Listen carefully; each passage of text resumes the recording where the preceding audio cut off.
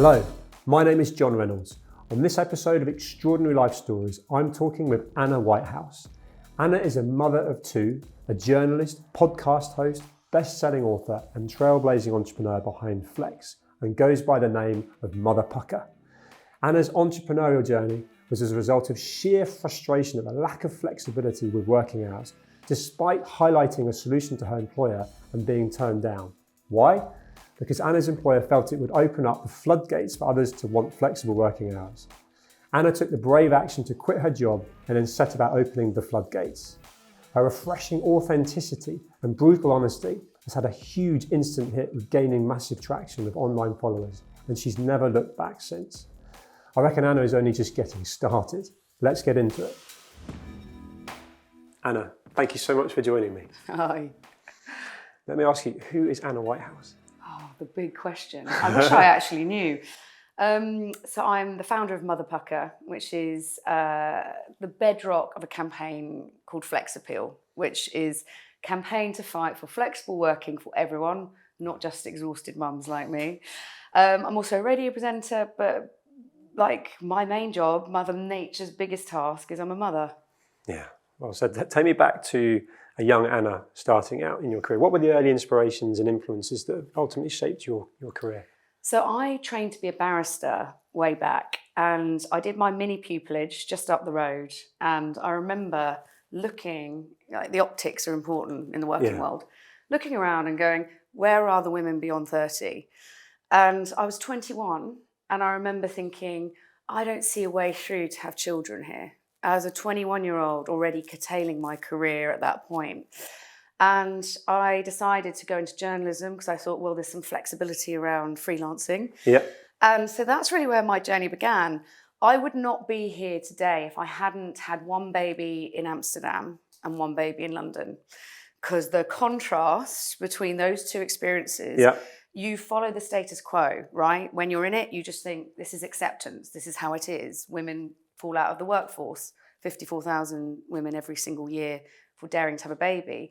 But I'd experienced it in a different place in Holland. And that was really what pushed me. I think the day that my flexible working request was rejected, that was the moment where I just thought, there is another way. I'm going to quit and leave my job because I cannot raise my two girls for that same kind of blockade. So what I love about that as well is, which ultimately makes you an entrepreneur. How many people are stuck in a job and just keep going and take it, and have done in all the previous generations, whereas for you that was clearly the straw that broke the camel's back, if you like, but you took that decision, so enough. And the story ultimately was someone got their briefcase stuck in the train doors and made you 12 minutes late. You were charged an hour, £1 an hour, and you just think, how unfair is this? I'm trying my best to...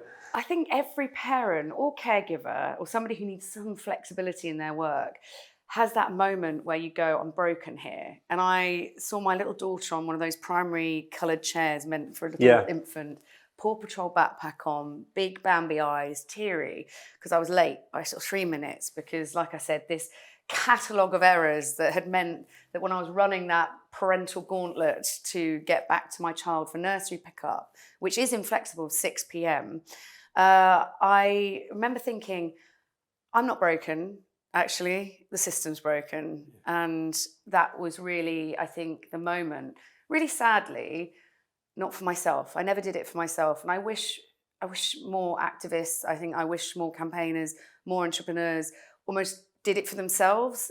You end up doing it for your children because you think, I am not raising those two little girls to work harder in their ABCs, lift them into their maybe GCSEs, A-levels, to get to university perhaps. Do you remember when you had that first job, you got a computer and a phone and you felt like a CEO? The drive to become anything that you raise those children to be, knowing that there is this blockade the minute a woman dares to have a baby. So I couldn't raise those girls, and I'm sure you feel the same with your kids. Yeah, massively. Can't raise them for that fall. And that was really, I became an accidental activist, not an intentional activist. Yeah, but you did it, you took the action. And as a dad to two teenage daughters, you're a massive inspiration for myself, for my wife, who's in the build up to me talking to you today, has been sort of telling me more and more things about you. And it's that, not only did you take action, But then when you started, and I want you to tell me, go on your journey, you ultimately just brought so many people in who were feeling the same, but hadn't perhaps got a solution or were not brave enough to be able to do what you did. And of course, that's created a huge following of people that see that authenticity and also force changes to happen. I mean, talk me through that. Well, I went from one day posting, do you remember when Instagram was just like avocado toast and nice pictures from your holiday? Breakfast, lunch, dinner, yeah. Overnight, I went from avocado toast to I'm hacked off. Like, I had so many friends who were not even actively stepping back from their jobs, just expectedly stepping back from their jobs. And I remember thinking, I've got 62 followers here. Most of them were probably fake accounts from my mum. And I remember thinking, I need to just do something here, because if I don't, I will be here in 20 years' time seeing my daughters go through this, and it will just be a pain beyond anything, because my parents raised me to think you can do anything, you can be anything, until actually you have someone. And that is, set up to fail. I think it resonated with people because who on earth can actually stand up to their company when your mortgage is reliant on your pay packet? Who on earth can be an accidental activist within their own organisation when you don't have a choice? NDAs, gagging orders, there's such a weight of shutting up across the board. Suppression. And I think I became this portal, this voice, like I said, accidentally, for that female rage. It was like, I think we felt like, do you remember in Margaret Atwood's novels, the sort of 1954 Handmaid's Tale, where we're of our husband? And I think there were definite echoes of that, like, no, we're of ourselves and we're not going to let the working world block us. And I think the second point on that was, I remember reading a quote which really drove everything I've done to date, including legislative change, from Douglas Copeland, the author. And he said, I truly believe we're going to look back on the 9 to 5 like we do child slavery in the 18th century. And he's totally right. The TED talk I did was all about the parallels between the working world and battery farms for chickens. That, you let chickens run free, they lay bigger eggs. More nutritious eggs. They're more healthy. Nutritious eggs. They're bigger, better. They sell more. They make more profit. So and so it was almost looking at office spaces, the optics of it again. You've got employees just sectioned off in little boxes. You let them run free. You trust them. You empower them to work for you as a company and to be entrepreneurs in their own right within your company.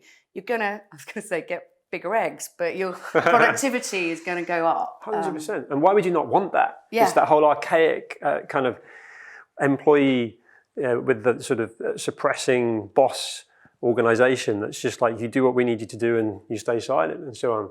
And you must have had an avalanche of support and outpouring of emotion from people as well. Because did that surprise you? Did that also fulfill you in some sense of, oh, I'm onto something here? Do you know what I have loved the most is, yes, there's been swathes of absolutely exhausted mothers getting in touch. Flex Appeal started in such a primal, maternal, visceral, painful place. Like I said, I say accidental, but it was probably intentional, fueled by rage. Yeah, you didn't know what was going to happen as a result. I didn't know where it was going to go, but I couldn't sit by and watch this happen, so I get a bit emotional talking about it. I was so angry, and I think I was angry that I had been set up to fail almost, even by my parents, and I love them dearly. And I think I opened up this crack, this hairline fracture within the system that have been suppressing women, that have been telling us, you are only useful until you have a baby, then we're going to write you out. Don't even get me started on, ageism and the menopause. Like, the working world isn't set up for female biology. From periods to menopause, the system we're in was born in the Industrial Revolution, where men and women earned the bacon and women cooked it, right? That is not happening anymore. So it needs to shift. 100%. And it's awesome what you mean. And actually flipping slightly to a different point, education curriculum. So look at how you've highlighted that broken system that creates what is so obvious to people now that was needed, was flexible working hours. I haven't used a Bunsen burner since school or Pythagoras in anything I've ever done. We're learning about stuff that we don't use in our adult lives, but we don't learn financial literacy. We don't learn self-development. Right. For you to have gone on and taken the actions you've done to then be doing all the different things, best-selling author, podcast, all these different things, you've worked on yourself. Why is that not being taught in school? Because that's also a key part of the education process, and you're an inspiration in that for young women to be inspired to actually, there's life beyond the Bunsen burner. There is. Well, I think it begins, taking it right the way back, with sex ed, bizarrely. Like, I'm from Holland and I grew up there, and we had something called Lenterkriebels, which is a week of sex ed when you're 4 years old, where a pregnant woman comes into your classroom and you get to ask her any question you want as a 4-year-old. Like, how did the baby get in there? There's always somebody who says, why is your nose so big? Like, it's kind of a free space. And then you move on to consent. And then you move on. All of these things, if you think about them, are relevant to our biology. Consent is relevant to the workplace, like educating, empowering kids in terms of the reality of the working world. You then, weave in financial insecurity, and you've got many gaps out there: pensions gap, pleasure gap, gender pay gap, sleep gap, so many gaps, glaring holes of inequality that all feed into each other. And I think we have absolute responsibility within the educational system to stop just wheeling out the same, categories of information. To be honest, home economics, I don't need to know how to make a lasagna. I need to know how to manage my finances. I'll Google how to, make macaroni cheese. I would like to know why actually age 16, I was told and made to feel like store cards were free money. That I wasn't educated enough to push back against those sales tools to vulnerable kids. We opened that conversation up on Mother Pucker. And thousands of women said that's what set them on a back foot in terms of their careers. So it has a complete impact on the whole. And we're not raised to rise, to be absolutely honest. In my day, my daughters refer to me as living in the olden days now, which is devastating. But it was only the girls that did home ec, which is, again, the gendered worry around that. And that was like the 90s, not that and long ago. The boys did DIY, and that's why I can't stand pink jobs, blue jobs. And you look at, in the pandemic, who stepped down from their jobs. It was invariably women. 54% more women stepped down from their careers than men in that time. Because when you look at it on the table, whose job is more important? It will be whose job is financially more important. Because of unequal pay and the gender pay gap, it will be a man's job. So these women are in a rock and a hard place, in a cul-de-sac of discrimination, and can't break through it without these kind of conversations, to be honest. And which you're doing. And I think there's a key thing that decision you made, that you're taking an action to ultimately fuel you with purpose, and probably through a need to try and force the change in anger, frustration, that then gets felt by everyone else, and to make sure your kids don't go through that. But in context of that purpose that took you forward, certain people seem to lack that. Did you always have it? Because for me, it's like sitting here now, there's so much you have gone and done, and I want to know what else is next. Right? I can almost feel it, like just ideas and creativity, and that journalist side of you as well, right? That just is like kind of creative. But because you've had so much people come to you because of your authenticity, driven by that purpose, I want to know whether that's inspired people that have come to you, that have said, I'm now doing this, I've now changed this. Because you see that in the public eye, and you share it so articulately. That must inspire so many people. Do you know the most powerful example of that was we did a pilot scheme with Birmingham Women's Hospital, and it was called ward-led rostering, because you can imagine the one place you would imagine flexible working wouldn't work is in the NHS. How on earth can you do it in situations of life and death, right? So we trialled this new system, which was ward-led rostering, where you empower all the nurses to sort out their roster together. Instead of going to the equivalent of the matron, please sir, can I go and see my daughter's nativity play? they were arranging it amongst themselves and coming to the matron and going, by the way, Sally's covering my shift. Yeah. By the way. So then that gave the matron more space to do her job instead of the administration of that. And the thing that sends chills down my spine was when that was trialled, at the end of that period, we found out that wards that were led more flexibly had lower death rates. So when people think this is about a fluffy nice to have, like you imagine even 5 years ago, you say flexible working and it was almost like the equivalent of a ping pong table in reception. It was like a craft beer tap. It was a nice to have. It was a fluffy little extra. Yeah. No, it's a fundamental change to the fabric of our working world. And if the NHS can do it, and when I heard from the matron, not to answer your question, fulfillment. It was, do you know what, if we can do it here, you categorically can do it in Lord Sugar's empire. Yes. You know, you categorically can do it in these battery farm corporate offices. You know, you can You've proven it in a more human way. And that's my final point, is I'm now hearing from managers who are going, through your work, we're now leading with EQ as well as IQ, emotional intelligence as well as intellect. They come together, they're intelligence, and they need to unite for us to create a working world that works for everyone. I love it. And ultimately that's been successful. There's a key part to you that I'd say, you know, from the best-selling books to sitting here now with so many things going on that are going so well. Sitting here now, what is your definition of success? I think my definition of success is continuing the legacy from my dad. So, sorry, he was always at the school gates at 3:15 every single day. And I always thought that was the norm.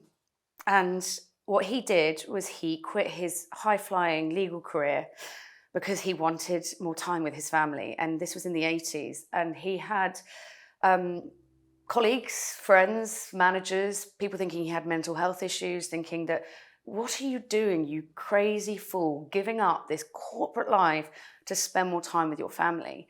And what I realized as I grew up as a little girl was that that was not the norm. To have your dad at the school gates was an anomaly.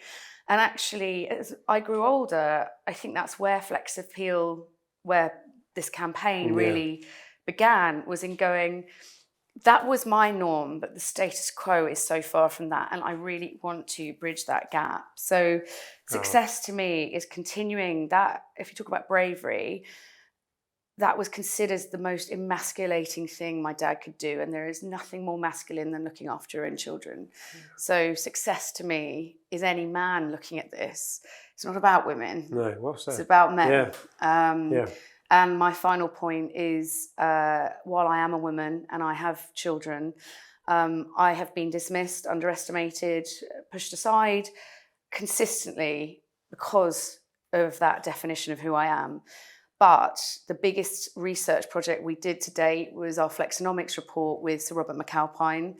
And the reason they got on board was because of the 1,400 construction workers who died by suicide between 2014 and 2018. So it's not about knackered mums, it's about humans. And predominantly here, I want men on the table. So success to me is the conversation, the equality of this conversation being about both. Yeah, awesome. You've articulated it so well. And actually for me, as a dad of two girls, I was setting up a business when Leslie, my wife, was pregnant, and I had so many people saying to me, and by default, the business I was setting up, I was talking to ultra high net worths. So they'd been successful financially, but when I told them I was about to be a dad, they said, John, if there's one thing I got wrong, if there's one thing I'd do again, if there's one regret I've got, like a worn record, is I wasn't there for my kids. I wasn't able to. Now, don't get me wrong, tech advancements, people like yourself that are forcing those sort of changes, the whole flex thing, the amount of people in the office we're in here that have said, oh, Anna, God, you know, that changed so much for me over the last couple of years of how I was working and so on. I made that time to collect the kids and be around because I didn't want that as my regret. I made a conscious decision to try and be successful in business, but also ultimately be around as well. And then touching on the whole mental health side of things, you know, I was fortunate enough in context of my last few years, I wasn't the only guy at the gate. There is a shift there, it's coming. I think dads get it, they want to be involved. It's this whole, you said it, blue jobs, pink jobs. I love it. I love being around. I haven't missed those golden years. I'm still there, still there trying to be around as much as possible. But from a mental health point of view, we've seen such a seismic shift. I'm spending so much more time on self-development. I spend time trying to keep myself fit because I know it keeps me mentally fit. How does that work with you? There's a lot of people that say to be successful, you've got to be up at 5 a.m. and read a book and run a marathon by 8 o'clock. Where do you sit with that, and how have you managed your own personal and physical fitness? Well, I think anybody with kids sees those interviews with CEOs up at 5, going to the gym. You're like, you don't have Paw Patrol ringing in your ears at 6 a.m. You don't know what it's like, mate. Might be on in the background. Yeah, in the background. No, I get it. I would say I haven't actually protected my mental health in all of this. I think when you become emotionally involved in a campaign, you can actually supersede your own needs. I'm, now divorced, and I would say my relationship was directly associated with the drive to change. Yeah. I think there is collateral damage along the way. But what I have started to do is listen to my own advice, which is mad when you think about it. Often you go on a sort of juggernaut-like drive to change things legislatively, culturally, emotionally. And actually, success to me, mental health protection to me, is as simple as on my out of office, when I finish work where I know I'm not going to be available for a period of 3-4 hours, I detail, I'm out of the office, I'm giving the kids bath time, I'm reading them a story about the Gruffalo, and I'll be back in a couple of hours. I humanise the punctuation points of my working life, so that they are not separate, so there is no shame. Like Robert Reitbrook, the former CEO of PepsiCo in New Zealand, he has a leaving loudly policy where he's like, please can everybody say really loudly why they're leaving. I don't want any coats left on chairs with people skulking out of the office, the shame of existing outside of work. Like, fair play to him. Yeah. He said, it's a free thing any company can implement. Just humanise. I'm off to pick up my daughters. Yeah. Obviously, nobody wants personal gynecological appointments hollowed out into the office, but I think that human nature, that coming back to that emotional intelligence, EQ, costs nothing. Ward-led rostering, like I said with the NHS, costs nothing. Flexible working is free. Yeah. It's a mindset shift. It's not actually a financial structural shift. Yeah, no, well said. And I think that whole shift is so good to see. And I think just going back to yourself and the journey you're on, how important is it for you to be present in the moment? Because some of the things I've read and watched and listened to before we met, they resonate. They resonate with my wife. They resonate with all the people that clearly love you, because you're just saying it raw. You're saying it as it is. And there's been certain things that haven't been allowed to be said for whatever reason, that now everyone's like, God, if only we'd known. If you could give advice to a young Anna, to someone starting out right now, with that context of living in the moment, the maturity you've got, what would that be? I did a post yesterday actually that hits that point on the nose. I've not seen it. It was called Things I Regret. And it was, I regret thinking parents were slackers for leaving the office at 4:59 p.m. I regret taking my engagement ring off before interviews for fear that they'd think I would be having a baby soon. I feared and regret miscarrying at my desk for fear that my boss would think I was trying, which might scupper a promotion landing. I regret not asking about maternity benefits in the same breath as gym memberships in interviews. I have so many regrets as a young woman, even though I couldn't change the landscape I was in. And change can simply be companies saying maternity and paternity in the same breath, offering up maternity benefits alongside fairly empty 15% gym membership discounts. It's about recognizing that Mother Nature's biggest task isn't a recreational side hustle. We were speaking earlier about the fact that fewer women are having babies now, we're having them later, we're struggling. And that is going to create an economic crash in 20 years' time. There won't be enough employees I'm going to use Lord Sugar again, in Lord Sugar's empire to keep it propped up. So, let alone the UK economy and across the world. It's a global issue. Completely kind of short-circuited, sort of small-minded thought process of, oh God, she might get pregnant, so let's get her out. No, we know that the primary way to close the gender pay gap, this is from the Equality and Human Rights Commission, is flexible working. And all I'm going to say is I was banging this drum for years. It got to the 21st of March 2020. The companies, even days before, had gone, love what you do, Anna. This flexible working thing is wonderful. Won't work for us, unfortunately, but keep going. Equality's lovely. And on that day, I remember it was seismic. It was like a sledgehammer was taken to our working world. A working world, again, that was born on the Industrial Revolution when men earned that bacon and women cooked it. A sledgehammer was taken to the world, and the companies that did not zoom in and log on in the pandemic had to shut down. And I think were massively suffering. Completely suffering. And I think that's my final point on this, is it's so interesting when companies have said it won't be possible for us. So interesting what is indeed possible when cold, hard cash is at play. And I think that's been the shift. We are now there with these breeze blocks that have been knocked down, rebuilding it in a different formation for our kids. And they will not be, your daughters and my daughters will not be one of the 54,000 women like me that gets pushed out for daring to procreate. And there's a massive message there for me that I've already kind of reiterated in context how important it is, which is that taking action. And you took those actions that then the timing, zeitgeist timing in context of the fact that who wanted a pandemic? Of course not, but it just forced the issue. Unfortunately, in context of likely to have been something that was more positive, but it created the scenario where actually this is so needed and it's been embraced.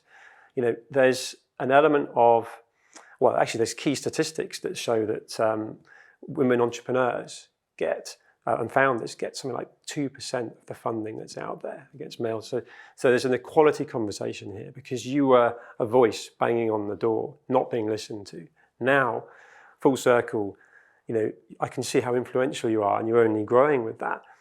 What needs to happen in that business world to allow our daughters growing up to actually be heard, be seen, and grow into a world that should be more equal for women? I have a case study on this that I think will give the best, I suppose the best understanding of that question. Is there's a guy called James Clary at Coutts Bank, and he simply did this with his team. He sat his 40-strong team down and looked him in the eye and just went, what's the rub in your day? Like, what stresses you out? And it ranged from, I don't see my girlfriend enough, to I've got a pet iguana, to I need to walk my dog, to my grandfather has Alzheimer's and he loves a cottage pie on a Tuesday. You know, these human reasons. And he then sat them, much like ward-led rostering in the NHS, he sat them down and he said, can everyone just discuss what they need? Talk about what you need and try and cover each other where you can. So he stepped back from it at that point. 10 minutes for each person. Within 3 months, productivity had gone up 40%. It was like he'd released these battery hens from their battery pens and they were running free. And again, coming back to the egg analogy, producing much better eggs. It was just more fruitful within that company. And he was described initially as going rogue, you know, like going against the grain, not seeking approval. And that would be my answer to that question, is we need more managers. We need people to go rogue for business benefit.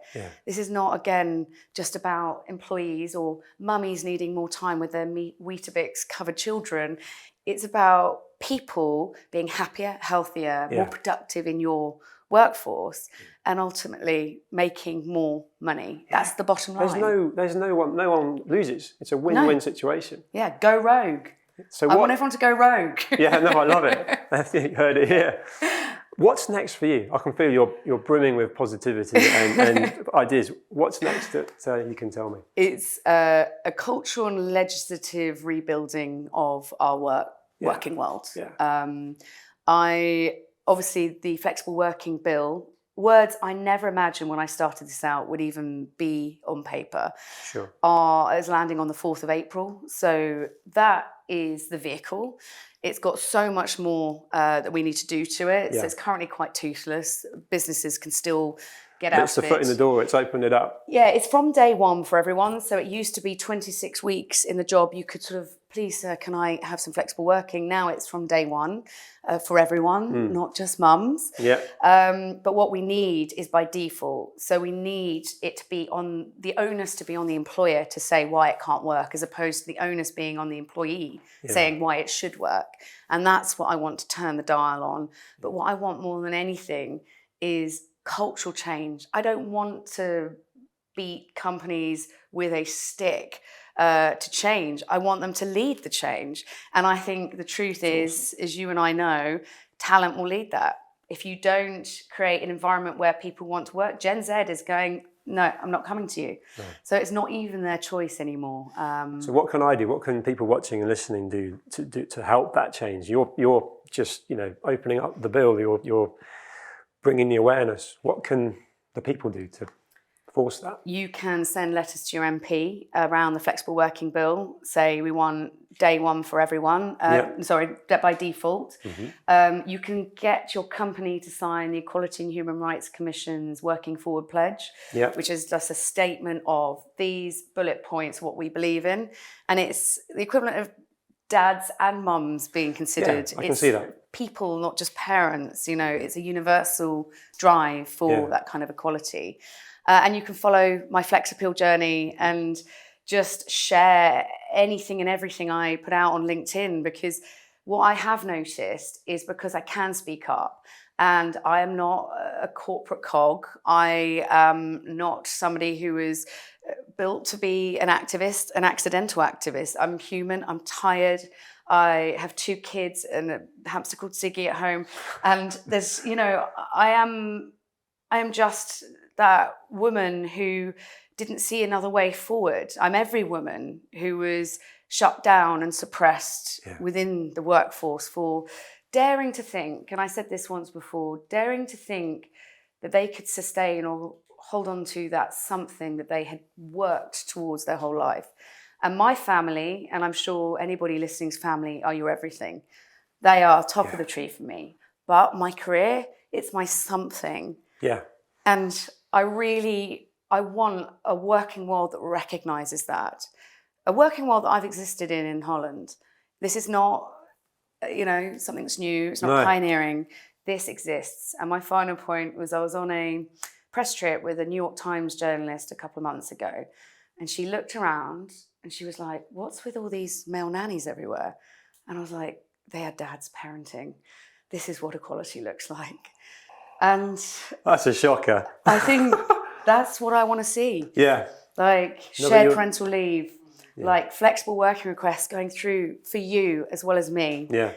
People existing in a working world that is founded on EQ as well as IQ. Oh, that's awesome. I mean, one of the whys for me to do this program was for my children to watch this, be inspired. You've massively inspired me. You're a trailblazer. Well done again. You keep going. Very tired trailblazer. Yeah, but you're doing it. You're on it. I'm trailing. And thank you for making time to come and speak with me today, because I could talk to you for a lot longer. But you're awesome, Anna. Thank you. It's been so lovely meeting you. You too. Thank you.